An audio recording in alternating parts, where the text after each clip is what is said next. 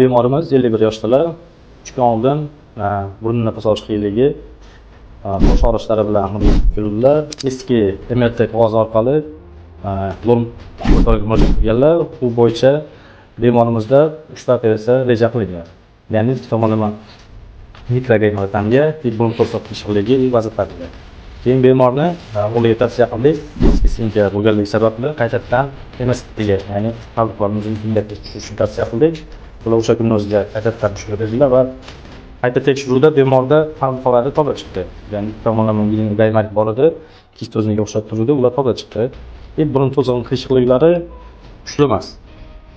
Chonoqlari katta bo'lganligi sababli bemorga shu plastik vazifani operatsiyasini bajarishga qaror qildik va mahalliy holatda mesni oqsantirish bilan vazifani operatsiyasini bajardik. Bemor mana hozir 3-kunlari keldilar ko'rikka, ahvollari yaxshi, o'zlaridan keladi. Qanaqasiz? Ahvol yaxshimi? Operatsiya payti qanaqa bo'ldi? Uxladingiz, og'riq sezdingizmi, uxlamadingizmi? Uyqu bo'lmadi operatsiya paytida. Uxlamadilar. Mahalliy mesni oqsantirish bilan gaplashdik. Hozir birinchi reja qildik, chiqdilar yaxshi. Zo'r. Shu tevalarga ko'chara og'ir bo'lardi. Hozir ular ketdi, yaxshiman. Holatim hozir yaxshi.